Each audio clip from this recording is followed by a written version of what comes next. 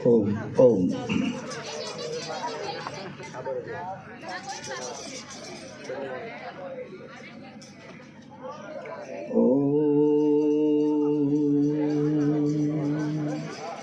लोकाविरामं रणरङ्गधीरं राजीवनेत्रं रघुवंशनाथं कारुण्यरूपं करुणाकरन्तं श्रीरामचन्द्रं शरणं प्रपद्ये। मनोजवं मारुततुल्यवेगं जितेन्द्रियं बुद्धिमतां वरिष्ठं वातात्मजं भानुयुतं श्रीरामदूतं शरणं प्रपद्ये। गुरुर्ब्रह्मा गुरुर्विष्णु गुरुर्देवो महेश्वर गुरु साक्षात् परब्रह्म तस्मै श्री गुरुवे नमः।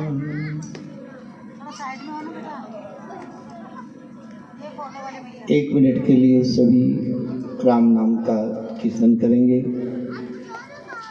श्री राम जय जय राम, श्री राम जय जय राम, श्री राम जय जय राम, श्री राम जय जय राम, श्री राम जय जय राम, श्री राम जय जय राम, श्री राम जय जय राम, श्री राम जय राम।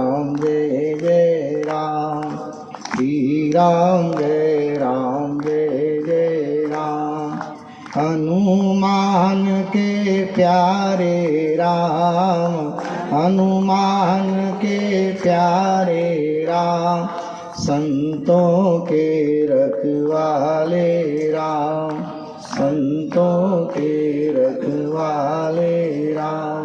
श्री राम जय जय राम, श्री राम जय जय राम, श्री राम जय जय राम, श्री राम जय जय राम।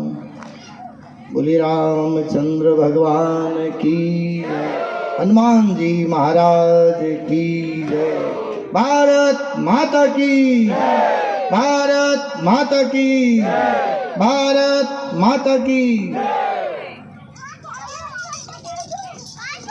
बच्चों को 2 मिनट बिठा देंगे तो ठीक रहेगा। सम्मानित मंच, विभिन्न क्षेत्रों में अपनी सेवा देने वाले महानुभाव जिनका सम्मान किया जा रहा है, नाम में सबका इतना नहीं जानता, लेकिन मैं हाथ जोड़कर सभी से मैं अभिवादन करता हूँ, अभिनंदन करता हूँ। और आप सभी पधारे हुए भक्तों का, माता बहनों का बहुत बहुत स्वागत, अभिनंदन। मेरे को एक अवसर आप लोगों ने दिया, हमारे सोडानी जी और आपके साथ जो घोड़ साहब हैं और जो भी साथ में समिति में जो आज इतने समय से इस कार्यक्रम को करने के लिए आप कितने तन से, मन से, धन से लगे हैं। और आज मैं तो देख रहा हूँ उदयपुर में, ऐसा लग रहा है कि जैसे आज राम जन्म भूमि पर जिस दिन राम की मूर्ति स्थापना हुई और जो हर्ष उल्लास उस समय था, आज मुझे वो देखने को मिल रहा है, ऐसा मैं अनुभव कर रहा हूँ। माता बहनों का उत्साह, बच्चों का उत्साह, गली गली मोहल्ले मोहल्ले में आप देखो। मैं तो आज मुझे समय थोड़ा आज कम मिल रहा है, तो आगे 2 कार्यक्रम में और समय पे मैं पहुंचने की पूरी कोशिश करता हूं। और यहाँ पर भी मैं समय पर पहुंच चुका था, लेकिन आपका जैसा जो स्वागत सत्कार का है वो भी आवश्यक है। तो फिर भी जितना समय मेरे पास है मैं आपसे बीच में निवेदन करना चाहूँगा। आज सब लोगों के मन में है कि हम हिंदू एक हैं, हम हिंदू एक हैं, हमको एक रहना है। लेकिन देखा जाए तो हम एक ही हैं, अलग है ही नहीं। कोई कहे कि हम अलग हैं, अगर ऐसा होता तो मैं नहीं मानता कि आप सब लोग इतने पधारते। ये हिंदू सम्मेलन नहीं है, ये हिंदू सम्मिलन है। हम सब मिलने के लिए आए हैं और मिलकर के इसके ऊपर थोड़ी चर्चा कर रहे हैं कि हम क्यों बटे हुए हैं आपस में, क्यों हम एक दूसरे का विरोध कर रहे हैं, क्यों दूसरे लोग हमारे ऊपर आक्रमण कर रहे हैं, क्यों हमारे लोगों का शोषण हो रहा है। आज बांग्लादेश की हालत देखो, आज पाकिस्तान में हिंदुओं की हालत देखो, आज क्या स्थिति हमारे यहाँ पर हो रही है। और मैं आप सभी से ये कह सकता हूँ कि शायद आपकी और हमारी उम्र तो रहे न रहे, लेकिन हमारे पोता पोती दोहिता दोहिती वो जो पीढ़ी आएगी, मैं समझता हूँ कि अगर हम सब इकट्ठे होकर नहीं रहे, एकता के साथ नहीं रहे, तो शायद उनकी स्थितियाँ, वो समय उनके लिए बड़ा दुखदायी हो सकता है। हम सब लोग किसी का विरोध करने की बात मैं नहीं कर रहा हूँ, हमारी सुरक्षा हमको करनी है। हमारी सुरक्षा कैसे करनी है? सबसे पहले तो हमारी एकता होनी चाहिए। हमारे घर में एकता नहीं, हमारे मोहल्ले में एकता नहीं, हमारे परिवार में एकता नहीं, हम कहाँ की बात करें? हम पूरे हिंदुस्तान की बात करें। मैं तो देखता हूँ कि जितने जब एकता का अगर कोई जोड़ने वाले अगर कोई बैठे, हम यहाँ तो सेक्टर 8 के लोग हैं, कोई 9 के लोग हैं, हम अपनी बात कर रहे हैं, लेकिन मैं तो ये मानता हूँ कि जोड़ने वाले और तोड़ने वाले दिल्ली में बैठे हैं। अगर दिल्ली वाले सुधर जाएं तो मैं समझता हूँ कि घर घर में ऐसी समाई करने की आवश्यकता नहीं है। मामला गड़बड़ वहाँ से चल रहा है, 700 किलोमीटर दूर से, वहाँ पर एक दूसरे की काट कर रहे हैं। जहाँ पर हमारे हिंदू लोग हैं, हिंदू कई काट कर रहे हैं, हम एक दूसरे को हमारी गर्दन काट रहे हैं। मुझे तो ये बड़ा विचार समझ में नहीं आया। एक अभी जो मुद्दा उठा, आपने वो देखा होगा, प्रयागराज का, कितने हिंदुस्तान के लोगों का बहुमूल्य समय मोबाइल में खराब किया, इस न्यूज़ ने खा गए, केवल एक स्नान के पीछे। गलत है, सही है, मैं इस बात पर नहीं जाता, लेकिन मैं ये कहना चाहता हूँ कि हम एक दूसरे की हम ही काट कर रहे हैं। कोई विधर्मी, कोई दूसरे लोग हमारा खंडन नहीं कर रहे, हमारा विरोध इतना नहीं कर रहे जितना हम लोग अपना ही काट कर रहे हैं। तो मेरा आपसे ये निवेदन है कि हम सब एक बन के रहेंगे तो हम फायदे में रहेंगे, अगर टूट कर रहेंगे तो नुकसान हमारा ही है। मैं बहुत साल पहले की बात मुझे याद आती बात, आप में से कोई महानुभाव बाराबंकी वाले रामदास जी महाराज, जिनके प्रवचन आप में से शायद किसी ने सुना हो, तो आपको मालूम होगा, जो उदयपुर के बड़े बड़े डॉक्टर्स लोग बाराबंकी जाते थे, छापरवाल साहब, डॉक्टर गट्टानी साहब, वहाँ पर जाकर के ऑपरेशन करते थे। एक महिला जो शास्त्री नगर चित्तौड़ की रहने वाली, महेश्वरी परिवार की, वो भी उनके साथ जाती थी।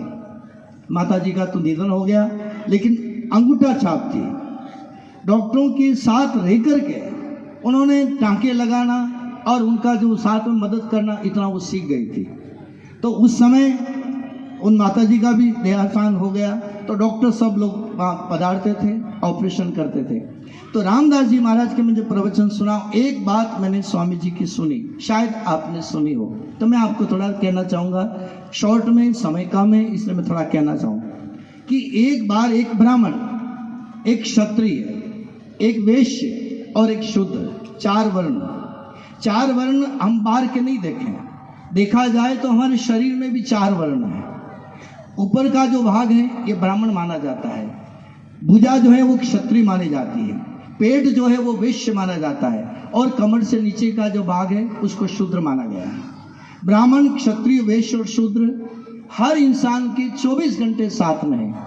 हम लोगों ने बाहर देखा, ये ब्राह्मण है, एक क्षत्रिय, वैश्य, शूद्र, छुआछूत, जात पात, हमने एक दूसरे का खंडन किया। मैं आपसे निवेदन करना चाहता हूं कि 4 साथी, 4 मित्र, एक ब्राह्मण, एक क्षत्रिय, शूद्र, एक वैश्य, चारों जब एक साथ में रहते, हट्टे कट्टे जवान, एक बार किसी खेत में होके जा रहे थे, जाते जाते चारों ने विचार किया कि सांठे बहुत अच्छे हैं, गन्ने बहुत अच्छे हैं, हम ये गन्ना खा लें।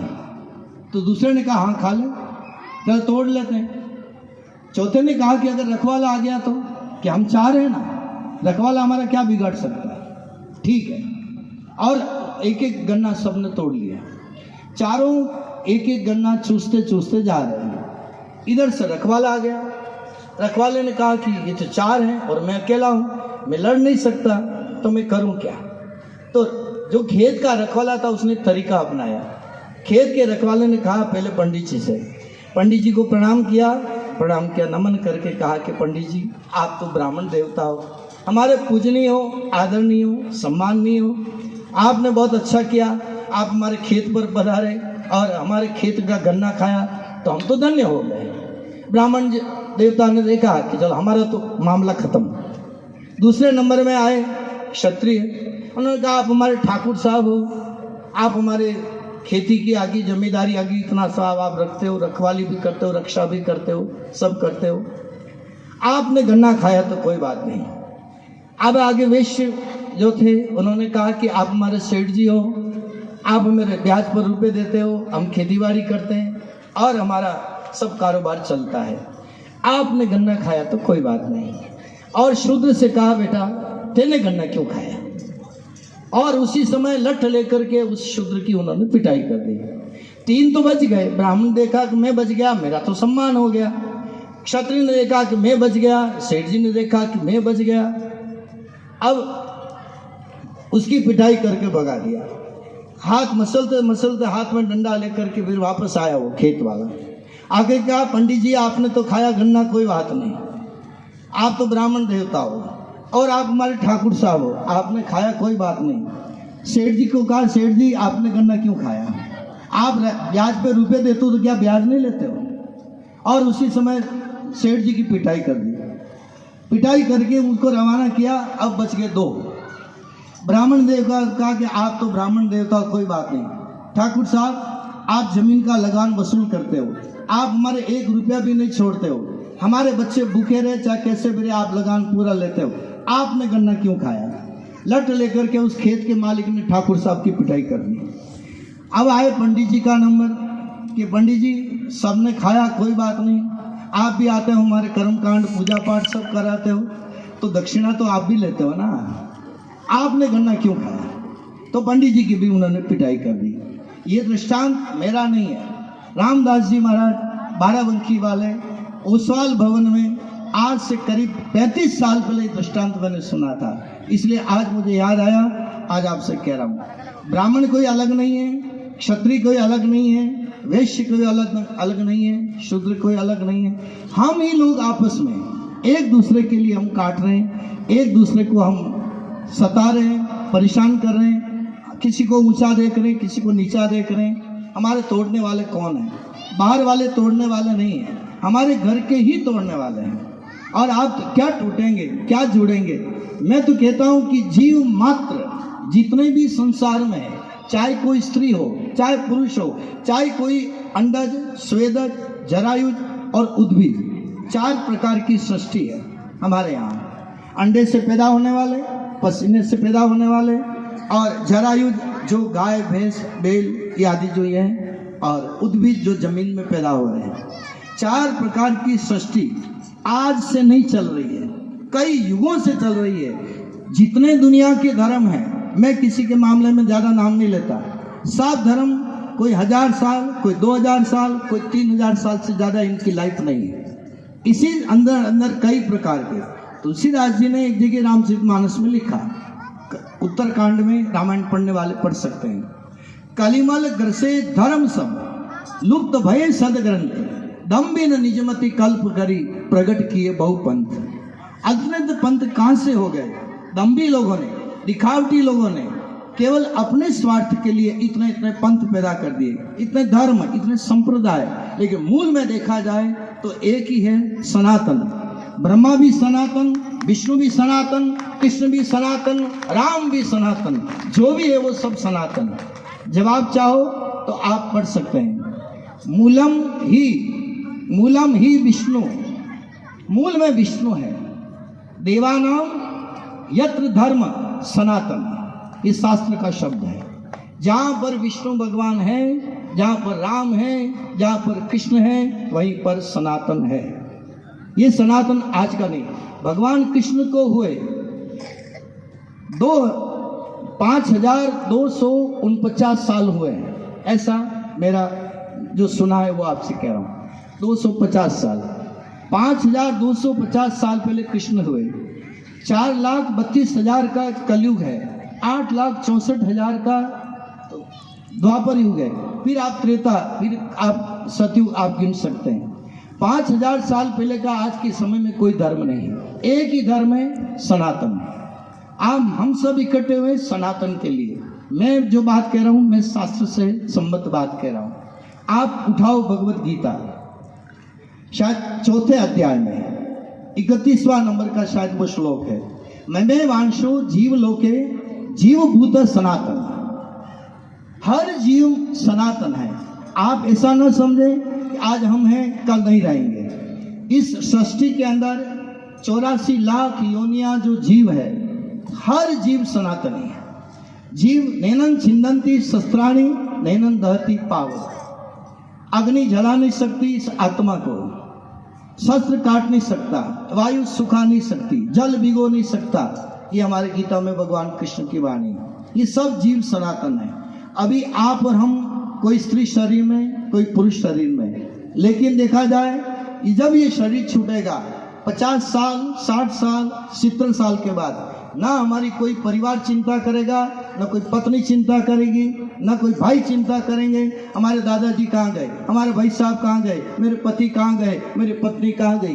बस आकर के अपनी प्रॉपर्टी संभालेंगे, निमंत्रण देखेंगे किसको किसको निमंत्रण देना, और आगे देंगे वसीयत कहाँ कहाँ पड़ी, पिताजी ने किसको उधार दिया वो देखेंगे। 3 साल के बाद याद आएगा तो श्राद्ध करेंगे, लेकिन आने वाली पीढ़ी ये श्राद्ध भी करने वाली नहीं है, क्योंकि इनका कोई रुझान नहीं है। सनातन को सब भूल चुके हैं, शास्त्रों को सब भूल चुके हैं। रामायण को पढ़ो, गीता को पढ़ो, भागवत को पढ़ो। मैं कह रहा हूँ इतना पूरा सेक्टर 8 जितने लोगों ने, आपने इतना प्रयास किया, सभी धन्यवाद के पात्र हैं। तो क्या इतने ही लोग हैं? लोग बहुत हैं, लेकिन सब आना नहीं चाहते। जाने को वो जा रहे, हमें जाके क्या करना। लेकिन मैं आपसे यही कह रहा हूँ, रामायण पढ़ाओ, हमारे बच्चों को हनुमान चालीसा सिखाओ, हमारे बच्चों को रामायण की शिक्षा दो, हमारी बेटियों को अच्छी शिक्षा दो। बेटी का क्या कर्तव्य है, बेटे का क्या कर्तव्य है, पिता का क्या कर्तव्य है। आज के समय में हमारी संख्या कम होती जा रही है। कारण आपको मालूम होगा, मेरे पास समय नहीं, आगे कभी कथा का मौका मिलेगा मैं आपके बीच में इसकी चर्चा करूंगा। कारण कि आप किसी से भी पूछ सकते हैं, आप 20 सालों में कितने तलाक हो रहे हैं। 20 साल पहले इतने तलाक नहीं होते थे, अब इतने तलाक क्यों हो रहे हैं? क्योंकि लड़कियां बड़ी उम्र में शादी कर रही है, लड़के बड़े उम्र में शादी कर रहे हैं, और थोड़े दिन रहती, एडजस्ट नहीं हो पाती है, तलाक ले लेती, एडजस्ट नहीं होती, तलाक ले लेती। पहले के समय में 16 साल में, 18 साल में, 20 साल में शादी होती थी। समय के साथ 3 साल बेटी को ससुराल में एडजस्ट होने में लगते हैं, लेकिन आजकल आती 6 महीने में तलाक। परसों का अखबार पढ़ लो आप, लुटेरी दुल्हन का न्यूज आई ने अखबार में आप 5 लाख कितने लाख रुपए लेने के बाद वो लुटेरी दुल्हन गायब हो गई। आप देखो, अभी इंदौर की एक न्यूज आई मेरे पास में, 1 महीने तक बेटे को 90 लाख रुपया वार्षिक वेतन मिलता है, विदेश में रहता है, लेकिन उन माता पिता की क्या दशा हुई, हड्डियों के ढांचे रह गए, माँ बाप के कीड़े पड़ गए, हड्डियां सूख गई, मांस सूख गया, बदबू आई, पुलिस वाले ने जाकर के लाश को बाहर निकाला। कौन माता पिता की चिंता कर रहा है? कौन हमारे परिवार की चिंता कर रहा है? भगवान राम ने सिखाया, प्रातः काल उठ के रघुनाथा, माता पिता गुरु नावी माता। आज हमारे बच्चे प्रणाम करना नहीं जानते हैं, आज बहुएं सासुओं को प्रणाम करना नहीं जानती है। मैं पंजाब में गया, लुधियाना में कथा करने, एक बच्ची आई, वो प्रणाम करने लगी, तो उन्होंने कहा नहीं हम बेटियों को प्रणाम नहीं कराते हैं। मैंने कहा भाई क्यों नहीं कराते? कि हमारे तो बेटी को देवी मानते हैं। तो मैंने कहा आले में बिठा दो, उन्हें सिंदूर माली बना लगाओ और इनकी पूजा करो, आरती उतारो। आज आप प्रणाम करने के लिए मना करते हो, कल सासू को कैसे प्रणाम करेगी? काके सासू को कैसे करेगी? मामिया सासू को कैसे करेगी? बड़ों को, जेठानी को कैसे झुकेगी? ये सब हम आपस में ही इसको खत्म कर रहे हैं। जब तक इस सनातन धर्म के ग्रंथ का कोई अवलोकन नहीं करेगा, रामायण का कोई अवलोकन नहीं करेगा, गीता का कोई अवलोकन नहीं करेगा, इन सत्संग को कोई नहीं सुनेगा, तब तक हमारे में संस्कार आ नहीं सकते। ये मैं आपको बिल्कुल दावे के साथ कह सकता हूँ। एक हिंदू धर्म को, एक सनातन धर्म को छोड़कर किसी भी दूसरे धर्म में आपको इतना सत्संग नहीं मिलेगा जितना हमारे सनातन धर्म में मिलता है। मैं पंजाब की लुधियाना के गुरुद्वारे में गया, दिल्ली के गुरुद्वारे में गया, आप देखो भजन गाने की प्रक्रिया देखो, मधुर मधुर संगीत बजता है, आंख बंद करके प्रभु के आराधन कर रहे हैं, इबादत कर रहे हैं। हमारे यहाँ कहाँ कर रहे हैं? हमारे घर में कोई इबादत करने वाला नहीं, पूजा करने वाला नहीं, संध्या की आरती करने वाला नहीं। जब मंदिरों में है तो अकेले पुजारी जी पूजा कर रहे हैं। और आप देखो दूसरे धर्म के लोग समय के ऊपर अपनी मस्जिद में जाके इबादत कर रहे हैं, समय पर जा कर के रविवार को अपनी भक्ति पूजा पाठ प्रार्थना कर रहे हैं। लेकिन हम लोगों में आप देखो क्या भावना हो रही है। मंदिर में अकेले पुजारी जी आरती कर रहे हैं, और आरती का घंटा कौन बजावे, आरती का नगाड़ा कौन बजावे। बाजार में जाओ, 12,000 में मशीन ले आओ, प्लग में लगाओ, धमाधम चलती रहेगी, पुजारी अकेले आरती करते रहेंगे। हम लोगों में संस्कारों की कमी, हम लोग आपस में हम ही हमारा कुआं खोद रहे हैं, हम अंदर गिरने का। जब तक हम लोगों में संस्कार नहीं आएंगे, बालकों में संस्कार नहीं आएंगे, तब तक मैं तो समझता हूं कि हिंदुओं को एक करना और मेंढकों को तराजू में तोलना दोनों बराबर है।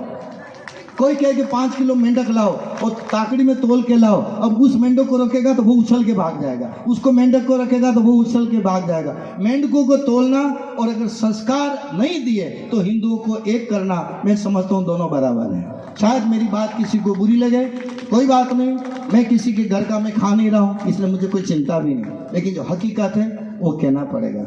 हमारे रामायण के मैं आपसे कहना चाहता हूँ, हमारी इतनी बेटियां बैठी है, सब ने बेटियों को जन्म दिया है, हमारी माता बहनें बैठी है। बेटी को ससुराल जाते समय क्या शिक्षा दी जाती है? माँ जानकी सीता जी जब विदा होती है, पढ़ लेना रामचरितमानस में, बालकांड में चौपाई लिखी है, आपको नहीं मिले तो मेरे पास आ जाना। सास ससुर गुरु सेवा करे, सास की सेवा करना, ससुर की सेवा करना और कुल के गुरु का आदर करना, सम्मान करना, और पति रुख लखी आयसु अनुसरे, पति का रुख देख करके घर में आचरण करना। ये बेटी तेरे को सीख दे रहे। मैना जब पार्वती जी को विदा करती है तब क्या कहा? एक ही बेटी तेरा धर्म है, नारी धर्म पति देव न दूजा। तेरा एक ही धर्म है, तेरे पति की सेवा, यही तेरा है। लेकिन आज कौन माता बहने अपने बेटियों को शिक्षा दे रही है?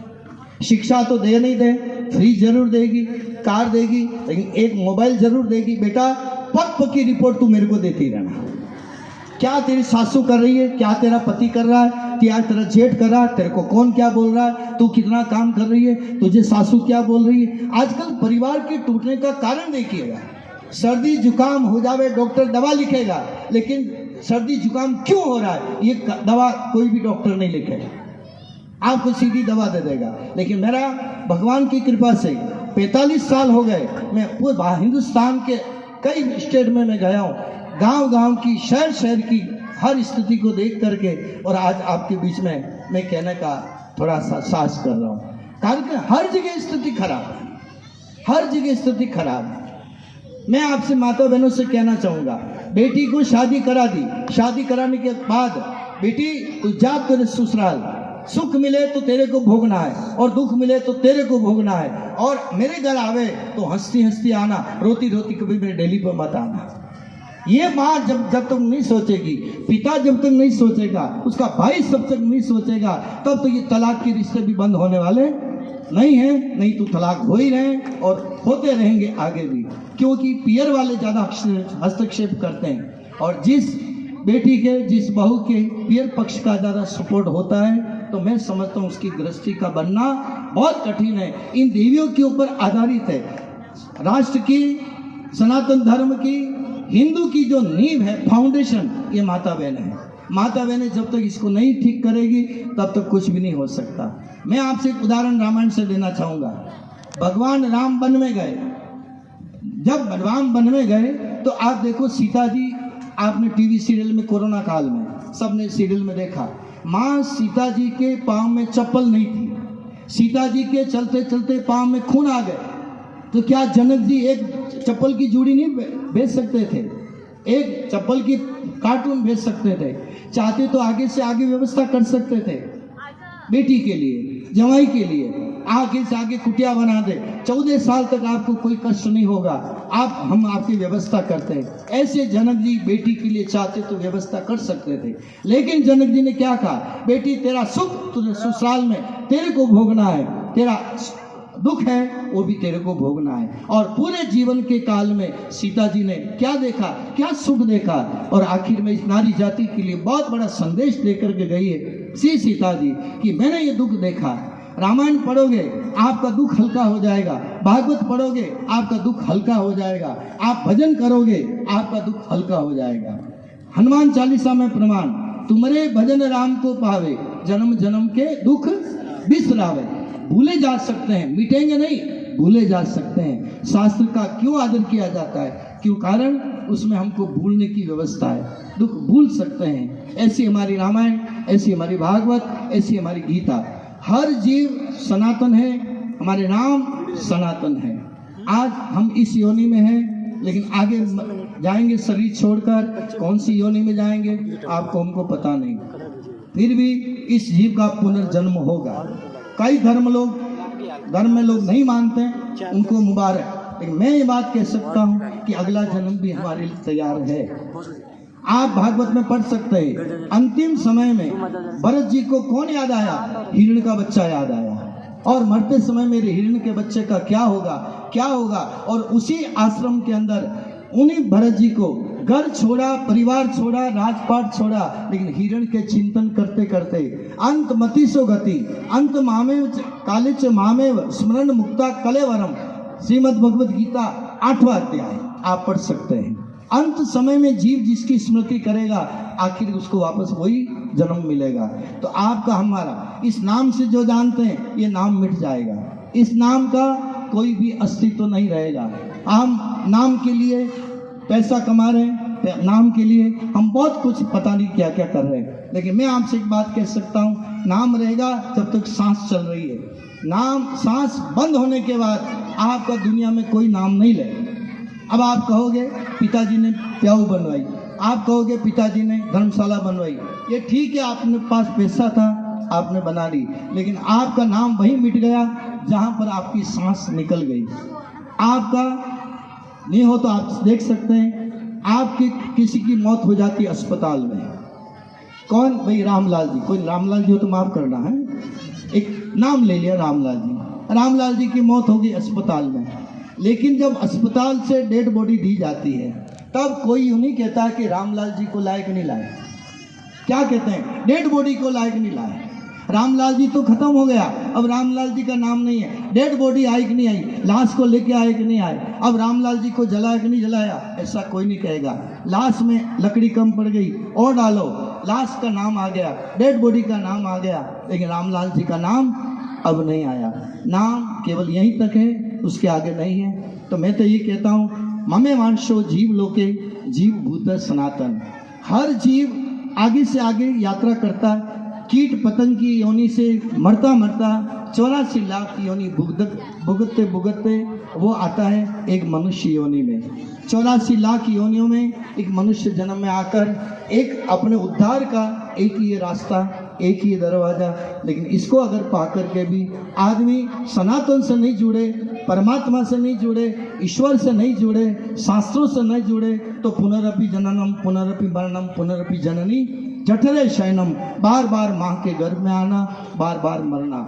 एक बार का मरना इतना मुश्किल है, तो 84 लाख योनियों में भटकना और मरना कितना दूभर है। एक संत ने कहा 84 लाख योनियां भटकने में, 84 लाख योनियां भुगतने में कितने साल लगते हैं? 4 करोड़ साल के बाद हमको ये मनुष्य जन्म मिला है। कोई माने न माने, 4 करोड़ साल के बाद हम मनुष्य जन्म में आए, और वो भी केवल 60-70 साल के लिए। और इतने से समय में हम लड़ करके, हम झगड़ करके, हम एक दूसरे की बुराई करके, हम ईर्ष्या करके, हम द्वेषता करके, हम मुकदमेबाजी में, हम बीमारी में, हम ऐसे हमारे 70 साल की जिंदगी को खत्म कर देते हैं। भाई भाई से दुश्मन हो रहा है, परिवार परिवार से दुश्मन हो रहा है, पड़ोसी पड़ोसी से ईर्ष्या कर रहा है। ये हमारा जीवन, ये हम खुद ही तोड़ रहे हैं, इसमें कोई दूसरा बीच में नहीं आ रहा है। मैं कभी कभी कहता हूँ, एक कोई महफिल हो रही थी, महफिल में हो रही थी, तो वहाँ पर एक भाई साहब थे जिनको भूख ज़्यादा लग रही थी, तो आलू बड़े पड़े हुए थे। तो भाई साहब को भूख लगी, आलू बड़ा खाया। तो आलू बड़ा ऊपर से ठंडा था, लेकिन अंदर से मसाला गर्म था। तो भाई साहब ने छोटा आलू बड़ा था, पूरा का पूरा खा गया। भूख लग रही थी, तोड़ के खाते तो बात अलग थी, लेकिन सीधा का सीधा वो खा गए। अब वो गरम गरम मसाला उनके गले में अटक गया, तो बड़ी मुश्किल से उतारा तो आंखों में से टप टप आंसू गिरे। तो दूसरे भाई साहब एक पास में खड़े थे, उन्होंने कहा भाई साहब इतनी अच्छी महफिल हो रही है और आपने आंख में आंसू गिया, रोने की क्या बात है, ये तो खुशी का माहौल है। तब उसने असली बात नहीं बताई, ओरिजिनल बात नहीं बताई। मैं दुखी हुआ तो ये भी होना चाहिए। बात को घुमा करके क्या बोला कि भाई क्या बताऊं, आज आलू बड़ा देख करके मेरे पिताजी की याद आई। 6 महीने पहले मेरे पिताजी मर गए और वो आलू बड़ा करते मर गए। आज आलू बड़े को देखा तो मेरे पिताजी की याद आई, इसलिए आंख में आंसू आए। दूसरे वाले ने सोचा कि पिताजी के प्रति लागणी होगी, प्रेम होगा, याद आ गई। बातों बातों में वो भी आलू बड़ा खा गया, उसकी भी वही की वही दशा हुई, उसके भी टप टप आंसू गिरे। आंसू जब गिरे तो जो पहले आलू बड़ा खाया आंसू गिरे, उसने पूछा कि भाई साहब एक बात पूछूं क्या, कि मुझे तो मेरे पिताजी याद है, आपको कौन याद है, आप क्यों रो रहे? तो उसने कहा आंसू पूछ करके, मुझे भी तेरा बाप याद है। तेरा बाप मर गया 6 महीने पहले और तेरी जैसी औलाद को छोड़ गया। अरे सीधी सी बात थी, कह देता कि आलू बड़े को तोड़ के खाना, मसाला गर्म है। मैं दुखी हुआ तो दूसरा भी होना चाहिए, मैं दुखी हुआ, ये हमारी आदत है, ये हमारा स्वभाव है। बताओ हम सनातन धर्म की क्या पालना कर रहे हैं, क्या पालना कर रहे हैं? एक उदाहरण और देकर मेरी बात को पूरी करूंगा। ब्रिटेन में लाइट जावे, बिजली जावे तो बिजली विभाग में फोन करते हैं। अमेरिका में लाइट जावे तो फ्यूज चेक करते हैं, ठीक है। और हमारे यहाँ लाइट जावे तो बताओ हिंदुस्तान के लोग हैं ना, हम तो पड़ोसी को पूछते हैं, अरे भाभी जी आपकी लाइट आ रही है क्या? वो क्या, हाँ मेरे तो आ रही। और अंदर अंदर तकलीफ, भाभी जी तो पंखे की हवा खा रही, भाभी जी की तो एसी की ठंडी हवा खा रही, और मैं जल रही हूँ। और पड़ोसी कह दे कि नहीं मेरी भी नहीं आ रही, तब तो ठीक है, मैं भी पसीने में, तू भी पसीने। ये हमारा स्वभाव है। सनातन धर्म ये नहीं सिखाता। सनातन धर्म सिखाता है राम का व्यवहार, कृष्ण का व्यवहार, राम की मधुर बोली, कृष्ण की मधुर बोली। हमारे वाल्मीकि ऋषि को कहना पड़ा, सहज सरल सुनी रघुवर बानी, साधु साधु बोले मुनि ज्ञानी। हे राम, तुम राम हो, तुम्हारी क्या हम तुलना करें, क्या तुम्हारी कल्पना करें, तुम्हारे जैसा कोई दूसरा हो नहीं सकता। ऐसे वो राम जो सनातन का रूप है, कृष्ण जो सनातन का रूप है, हनुमान जो सनातन का रूप है, गीता सनातन का रूप है। तो मैं क्या कहूँ, अभी समय मेरे पास कम है, आगे हमारा थोड़ा इंतजार हो रहा, समय दिया है तो मैं क्षमा चाहूँगा। कहने के लिए तो बहुत कुछ है, लेकिन आगे जैसा समय होगा हम भी फिर हाजिर होंगे। बहुत बहुत साधुवाद, धन्यवाद हमारे सोडानी जी को, हमारे गौड़ साहब को, और आपके साथ पूरी मिली हुई नमन संस्कृति के कर्णधार उनको नमन करती हूँ। मंचासीन अतिथि को नमन एवं मेरे सामने बैठी हुई नारी शक्ति को मेरा प्रणाम नमन करती हूँ। नारी शक्ति समक्ष बैठी है और मुझे विषय दिया गया है कुटुंब। कुटुंब, संस्कृति, संस्कार, परिवार, ये सब एक ही शब्द है, एक ही शब्द के पर्यायवाची है और गरिमा लिए हुए शब्द है। ये कुटुंब व्यवस्था जो हमारी भारत की एक सुदृढ़ व्यवस्था है, जिसको एक आप कह सकते हैं अमोघ किला है, वो एक, इसको कोई तोड़ नहीं सकता है।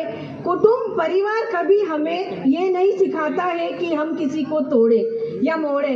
कुटुंब में रहकर ही हम एक सशक्त नारी बन सकती है और प्रत्येक नारी जो माँ, बहन, अनेक रूपों में होती है और अपना किरदार निभाते वो अपनी एक सफल परिवार का संचालन करती है।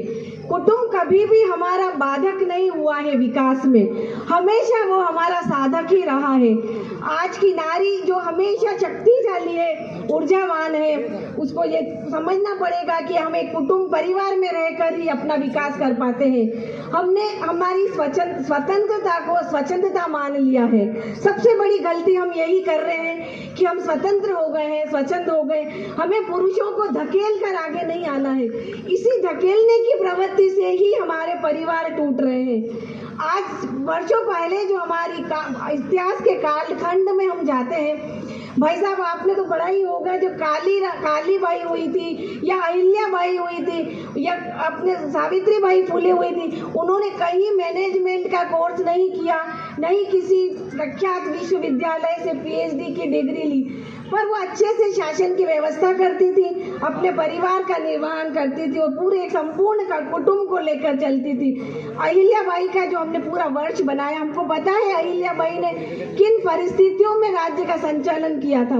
अपने स्वार्थ के लिए नहीं, पुत्र और पति तक को बलिदान करने के लिए वो तैयार थी। ऐसी हम नारी शक्ति है। तो हमने अनेक शक्तियां लिए हुए हैं, पर हमारे विकृतियां कहाँ आ रही है? जब हमारा कुटुंब व्यवस्था जो सुदृढ़ है, और अंग्रेजों ने सबसे पहले क्या किया कि इनकी जो व्यवस्था है, इस कुटुंब व्यवस्था को तोड़ दो, इनको नौकरियों पे लगा दो, इनके बच्चे बाहर चले जाएंगे, नौकरियां करेंगे तो स्वतः अकेले रह जाएंगे। और बच्चे जब अकेले रहने गए, अभी महन जी ने कहा कि तलाक होते हैं। तलाक क्यों होते हैं? कि परिवार व्यवस्था टूट गई, किसी का डर नहीं रहा, स्वतंत्रता स्वच्छंदता में बीत गई, तो सब फ्री हो गए आराम से। और जब कहा कि फोन दे दो हाथ में, फोन दे देते हाथ में, तो डे टू डे की न्यूज उनकी माताओं के पास पहुंच जाती है। तो स्वतः तलाक होंगे ही होंगे, क्योंकि एक दही जमता है उसको 8 घंटे लगते हैं। एक मनी प्लांट को एक जगह से तोड़ के दूसरी जगह रखते हैं तो उसको भी टाइम लगता है। 3 साल बोला तो एटलीस्ट 1 साल तो लगेगा ही लगेगा। तो उस 1 साल तक उसको वहाँ जमने दो, तो तलाक व्यवस्था होगी ही नहीं, कभी भी नहीं होगी। कि वो जमेगा, जड़े जमाएगा, अपना पल पल की न्यूज अपने पीयर तक नहीं पहुंचाएगी, तो अपना परिवार कभी टूटने के कगार पे नहीं आएगा। तो हमारी ये कुटुंब व्यवस्था को हमको पुनः कायम करना है। इसके लिए हो सकता है कि नौकरी के लिए आपका बच्चा बाहर जाता है, कोई बात नहीं, उसकी मजबूरी है, वो बाहर रहेगा, पर हमारे संस्कार तो उसके साथ में है। हम जो माताएं बहनें जो संस्कारवान है, वो उसको संस्कार अच्छे से दे सकती है। बच्चा पैदा होता है, नाना दादी मामा मासी के इनके साथ रहेगा, तो वो ऑटोमेटिक संस्कार सीखेगा। संस्कार पीढ़ी दर पीढ़ी आगे चलते रहे। एक ही संस्कार ही हमारे फूल का काम करते हैं। फूल जो होता है वो एक बिल्कुल साइफन की तरह ऊपर करता है, बच्चों को सिखाती है, दादी नानी कहानियां सुनाती है, सब करती है। पर आज ये व्यवस्था खत्म हो जा रही, पर हमें इसे पुनः जागरण करना है कि हमारा कुटुंब पहले से अच्छा मिले। आज हम पूर्व जमाने में जब होता था, हमारे जैन शास्त्रों में आता है, शांतिनाथ भगवान जो 16वें हुए, 16वें तीर्थंकर, उनमें 40 मण नमक रोज का उपयोग होता था। 40 मण यानी उस समय का कितना हो गया कि वो इतना नमक बोलता था, इतना बड़ा परिवार था, तो वो भी रहते थे। इसलिए हमें को कुटुंब व्यवस्था पे ध्यान देना। और संस्कार, जहाँ तक की बात है, संस्कार हमको मगर जीवित रखना है तो हमें प्रयास करना पड़ेगा, क्योंकि संस्कारों से ही आगे हमारी जीवन शैली सुधरेगी। आज एक महिला है जो घर में, हमारी किचन जो है पूरी आयुर्वेद की बनी हुई है, कुछ भी मसाला ले लो वो आयुर्वेद पर टिका हुआ है। पर नहीं, हम तो जोमेटो से मंगवाएंगे, सब चीज बाहर से आएगी। अब बाहर से आने वाला खाना कैसा होगा? आज युवा या बालक वर्ग में हार्ट अटैक की प्रॉब्लम आती है। किससे आती है? कि आप बाहर का जोमेटो, पिज्जा, बर्गर, सुशी, जिसके हमने जापानी खानों के नाम ही नहीं सुने लाइफ में कभी, वो सब हमारे घर में आ रहे। और जोमेटो वाले आने वाले कौन है, ये सब आपको पता ही है। क्यों है?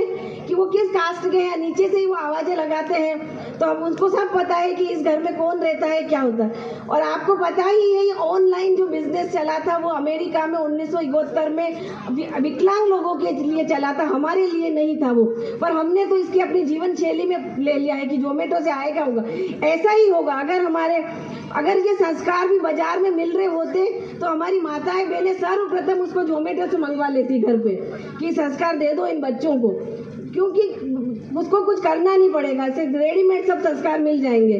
तो संस्कारों की बात चलती है तो ये सब आ ही जाता है इसमें। और एक बात और कहना चाहती हूँ मैं कि वो रानियां कहीं गई नहीं थी, इसलिए हमें भी कहीं जरूरत नहीं है कि हम कहीं डिग्रियां ले करें कुछ भी। हमारे घर में ही ऐसा मैनेजमेंट का प्रबंध होता है, महिलाएं सब कर सकती है चाहती तो। आज बालिकाएं जो होती है, लड़कियां, तलाक होता है, क्यों होता है? कि वो पापा की परियां बन गई है, उनको कभी सिखाया ही नहीं टीम वर्क कैसा होता है, क्या होता है। बस उनको इतनी अच्छी पेरेंटिंग देने लग गए हैं माताएं आजकल कि वो एक चांद की तरह हो गई है। उनको कभी सूरज की तरह तो बनाया ही नहीं है कि वो उनको देख के भी कोई जले। बस उनको ऐसा अदर रखो, बस उनको कुछ मत कराओ, उनको पढ़ाओ। क्लास आई, ट्यूशन करे, डांस क्लास, वो क्लास, 10 तरीके की क्लास हो गई उनकी, पर उनको संस्कार के नाम पर कुछ नहीं। अभी बोला ना महाराज जी ने कि क्या होता है, धोख नहीं देनी, तो धोख देना सीखेगा ही नहीं कहीं से, कि प्रणाम करना ही नहीं उसको। ये बात घर दूसरी बात आती है हमारी कि हम सब ने 5 साल पहले एक पिक्चर देखी थी, केरला स्टोरी। किस मुश्किल से वो लड़की वहां तक पहुंची और परिश्रम करने के बाद हमारे यहाँ आई वापस। तो उसने आते ही क्या बोला कि पापा आपने मुझे अपने धर्म के बारे में बताया ही नहीं। तो ये गलती कहीं हम भी तो नहीं कर रहे हैं कि अपने संस्कारों के बारे में, हमारी सनातन संस्कृति के बारे में उसको बच्चों को बता ही नहीं रहे। सब उनको पाश्चात्य की तरफ दौड़ रहे हैं कि अंग्रेजों में क्या होता है, यूरोप ट्रिप में क्या होता है, उनको सारे बाहर के ट्रिप करा दिए, सब हो गया। पर उनको ये नहीं बताया कि भारत में भी ऐसी वीरांगनाएं हुई है, उनके बारे में भी बच्चों को सबसे जरूरी है संस्कार देना। दूसरी बात होती है, हमें आजकल घमंड हो गया है कि हम पृथ्वी बचा रहे हैं। अरे हम पृथ्वी कहाँ बचा रहे हैं, पृथ्वी हमें बचा रही है। हम पृथ्वी 5 तत्व से बने हुए हैं, तो हम पृथ्वी को नहीं बचा रहे, पृथ्वी हमें बचा रही है। जल, वायु, पृथ्वी, ये सब हम 5 तत्वों से बने हुए हैं, तो इनका संरक्षण हमें करना है। और ये माताएं बहनें अच्छी से तरीके से करती। एक प्लास्टिक की थैली जो होती है 1000 साल तक अंदर गलती नहीं है, तो सोने की चिड़िया हमारा कैसे। आज इस चंद्रशेखर बस्ती में आयोजित इस विराट हिंदू सम्मेलन में उपस्थित सभी मातृशक्ति, प्रबुद्धजन, भगिनी, बंधु और मंचासीन अतिथिगण, सर्वप्रथम हमारे बीच में विराजमान आदरणीय पुष्कर दास जी महाराज जो अभी यहाँ से प्रस्थान कर गए, उनके श्री चरणों में नमन करता हूँ। आप सभी विराजमान मातृशक्ति और सज्जन शक्ति के हृदय में विराजमान प्राण स्वरूप राम और इस मंच पर भी प्रतिमा और चित्र के रूप में विराजमान प्रभु श्री राम के चरणों में नमन करता हूँ। आज जैसा सभी के ध्यान में आया कि इस चंद्रशेखर बस्ती का ऐसा विराट हिंदू सम्मेलन, और संत श्री ने तो इसे सम्मिलन ऐसा नाम जिसे दिया हो, तो ऐसा एकत्रीकरण, और इस एकत्रीकरण से पूर्व जो शोभा यात्रा, कलश यात्रा निकली इस नगर के अंदर, और उसमें हमारे महापुरुषों के वेश में जो सज्जन शक्ति निकली, उन सभी का जो भाव और जो स्वभाव है, उसे देखकर ऐसा लगा कि इस बस्ती के अंदर एक लघु रूप में पूरा भारत और भारत का एक स्वरूप विद्यमान है। तो महाराज श्री ने जैसे बताया कि हिंदू यानी कि सनातन, और सनातन अर्थात वो जिसकी उत्पत्ति का ऐसा कोई ध्यान नहीं हो, तो आदि काल से, सनातन काल से इस पृथ्वी पर यदि कोई विराजित है, इस भूभाग पर यदि कोई रहने वाली कोई संस्कृति है, कोई सभ्यता है, तो वो सनातन है। उसके पश्चात अनेकों नेक संप्रदाय आए होंगे, मत पंथ को मानने वाले आए होंगे, लेकिन इस विश्व में, इस धरा पर यदि सर्वप्रथम कोई सभ्यता ऐसी आई तो वो सनातन सभ्यता रही। हमारा यदि इतिहास देखें तो महाराज श्री ने बताया 5250 वर्ष तो द्वापर से ऐसी गणना हम करते हैं, परंतु उससे पूर्व भी त्रेता और सतयुग के अंदर ये सनातन विद्यमान था।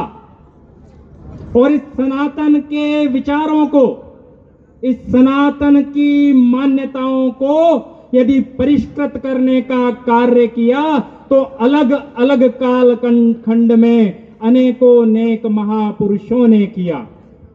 सतयुग के अंदर भगवान हरिश्चंद्र जिन्होंने सत्य की स्थापना की, और आज भी हम जिस सनातन को जानते हैं वो सनातन सत्य है, वो ट्रुथ ऐसा है। तो त्रेता युग में भगवान श्री राम ऐसे प्रादुर्भाव जिनका हुआ, तो मर्यादा पुरुषोत्तम के नाम से जिन्होंने समस्त विश्व को, इस विश्व में रहने वाले समस्त प्राणियों को मर्यादित जीवन ऐसा जीकर दिखाया, तो अपने पिता की आज्ञा से 14 वर्ष का वनवास, और उस वनवास के अंदर गिरिवासी, उस वनवास के अंदर वनवासी, उस वनवास के अंदर शहर, उनके अंदर रहने वाले निवासी, तो ग्रामवासी, तो ऐसे मनुष्य ही नहीं समस्त प्राणी मात्र को एक सूत्र में पिरोने का कार्य प्रभु श्री राम ने त्रेता युग में किया। तो जब द्वापर के अंदर ऐसा फिर अधर्म का ऐसा बोलबाला हुआ, तो भगवान श्री कृष्ण ने सुदर्शन धारण कर कर इस सनातन की रक्षा की।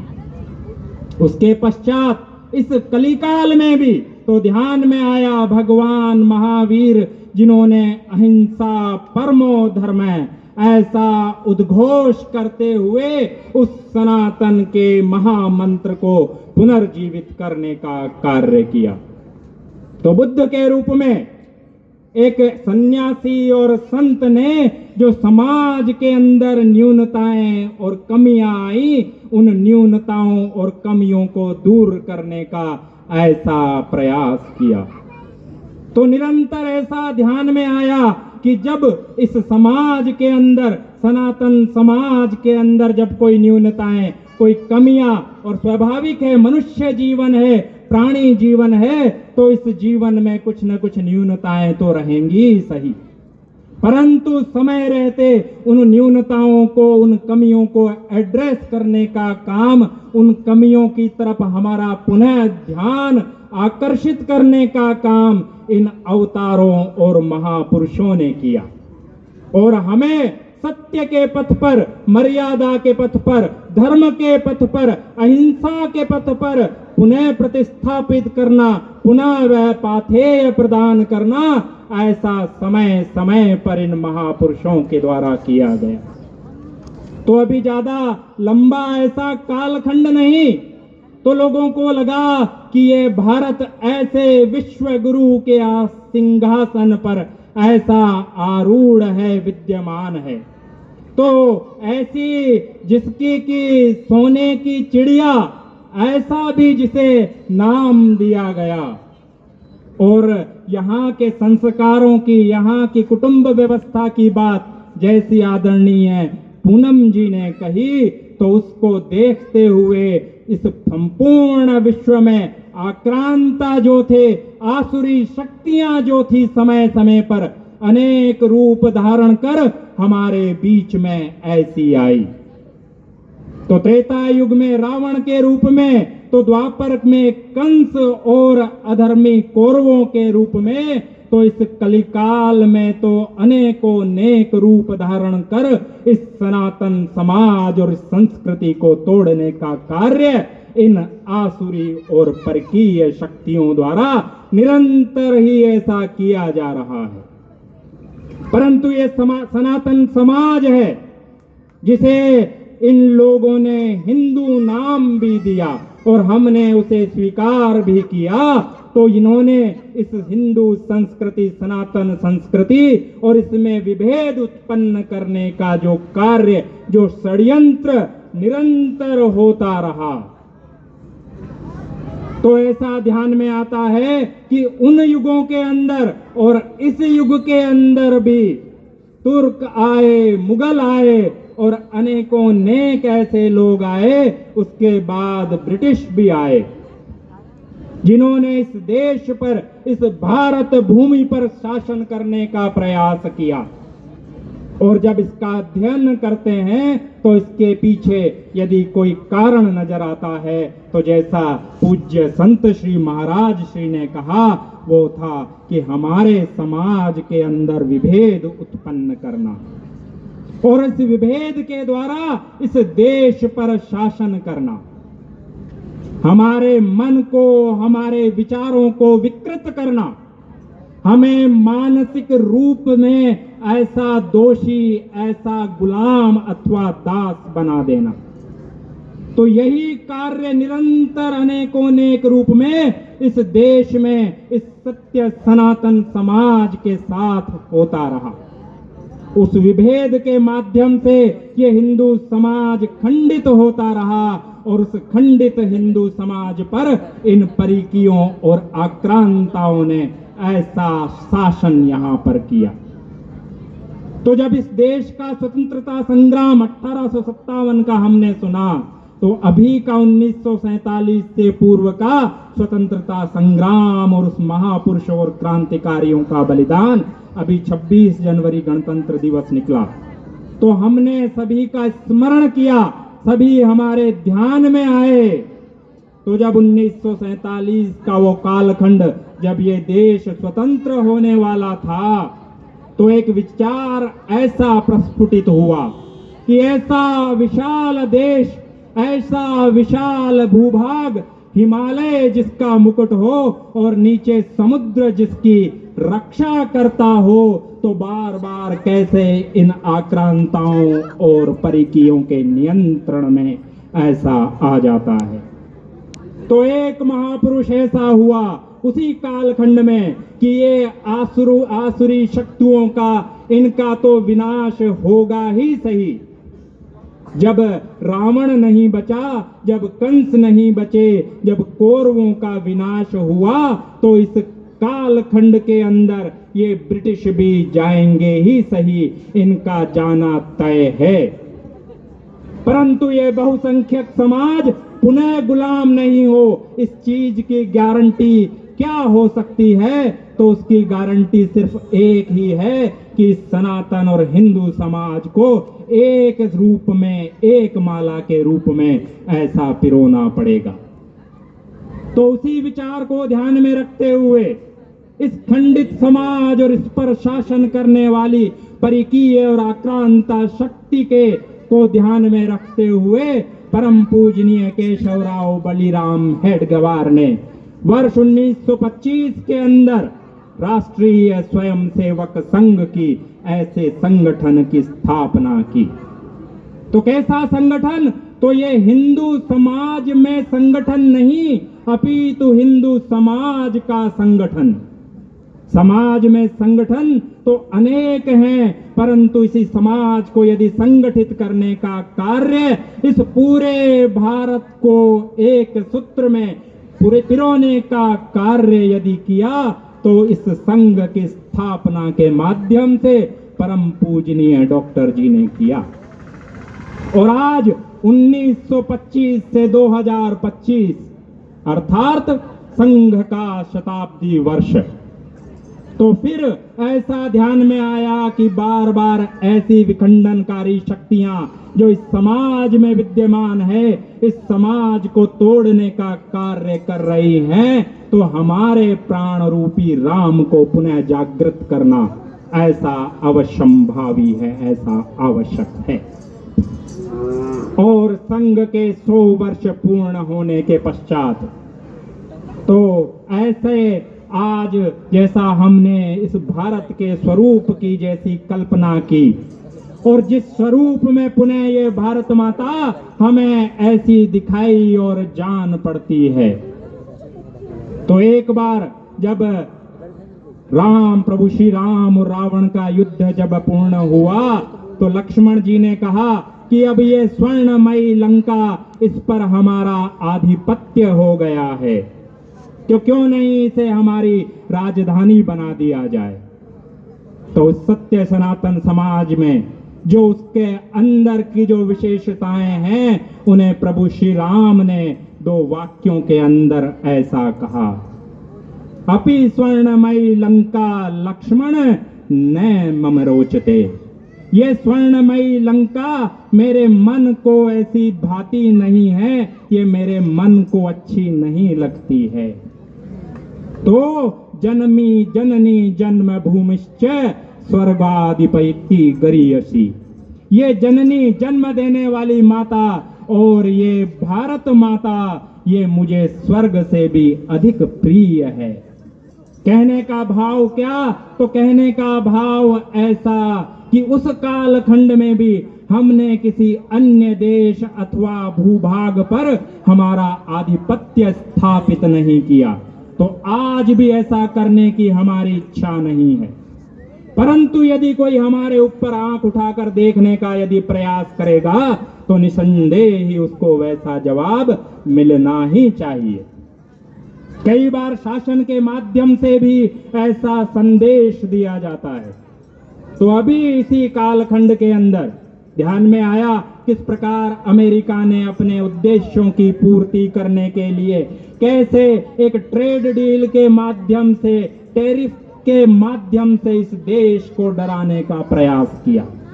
परंतु ये हमारा इस बहुसंख्यक समाज का ऐसा एकत्रीकरण ही था, ऐसा शासन को उसका सहयोग था कि देश उस विश्व जिसे अपने आप में एक शक्ति के रूप में देखता है तो उसके सामने ये देश झुका नहीं।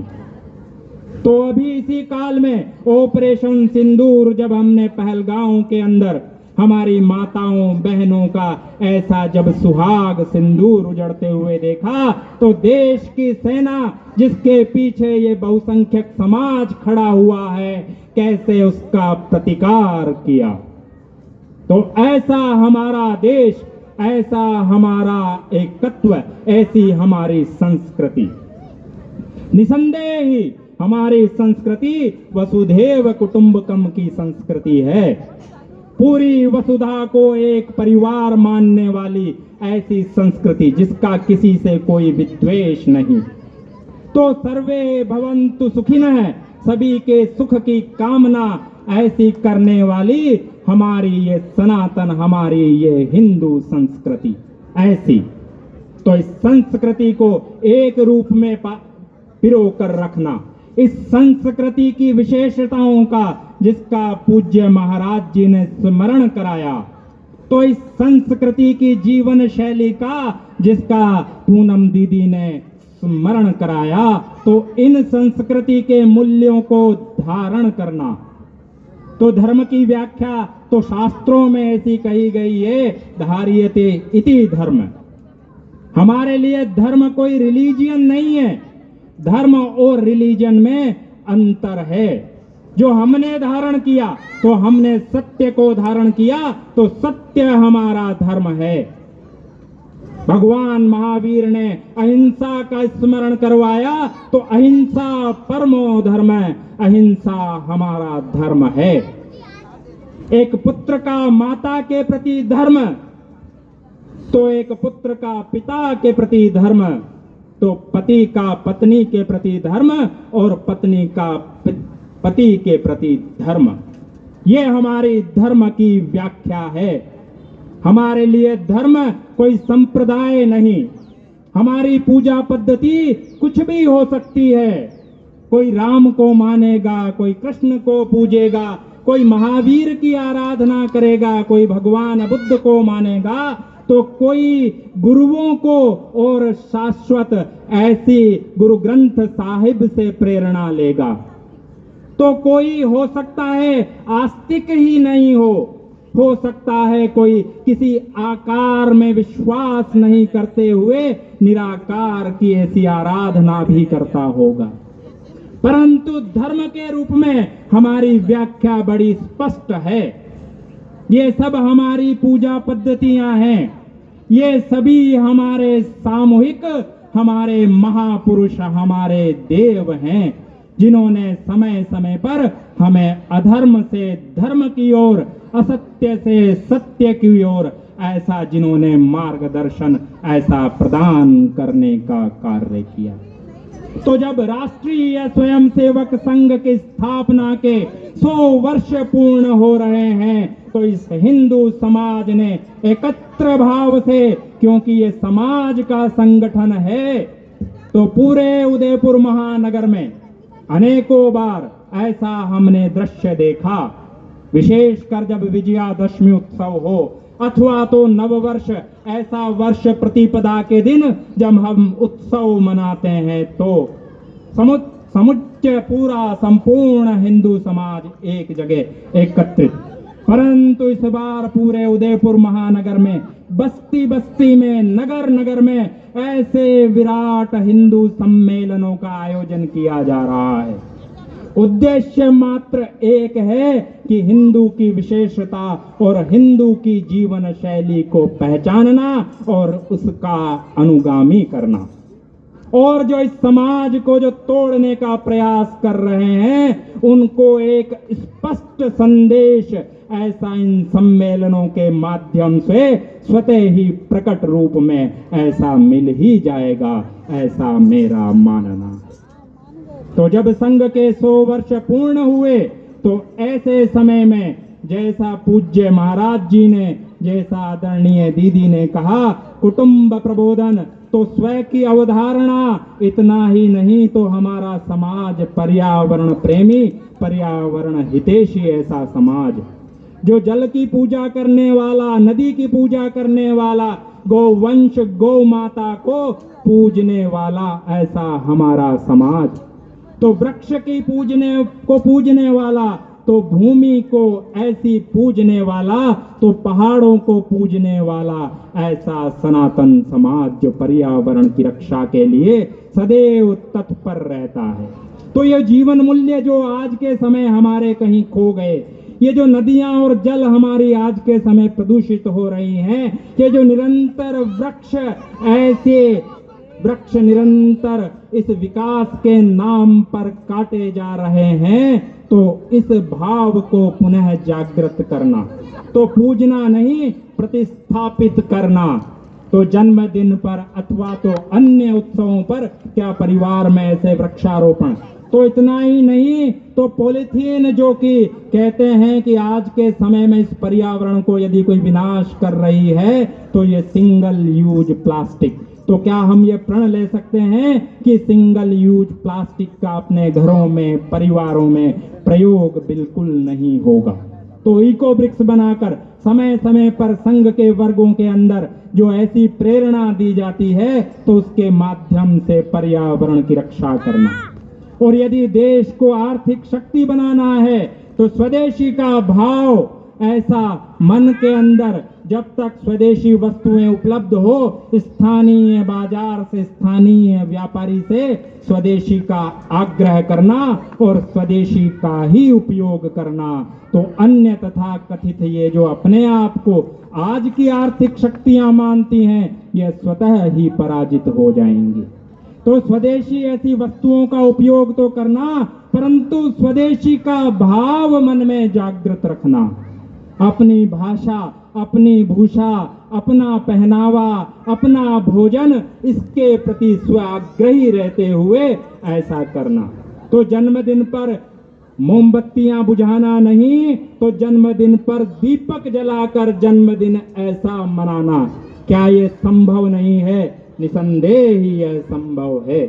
ये जो विचार धीरे धीरे हमारे मस्तिष्क में डाले जा रहे हैं, इनका स्मरण, जैसा दीदी ने कहा, कुटुंब में साथ में बैठकर करना, युवाओं को, बालकों को ऐसा इन विषयों की जानकारी ऐसी स्पष्ट शब्दों में देना कि हम मोमबत्ती बुझाने वाले नहीं, हम दीपक जलाकर उत्सव मनाने वाले ऐसे लोग हैं। तो केक काट कर नहीं तो क्या मिठाई वितरित कर कर, और समाज में जो वंचित हैं, अभावग्रस्त हैं, उनकी सेवा करना, उनकी शुश्रूषा करना, तो नर ही नारायण सेवा, जैसा स्वामी विवेकानंद ने कहा।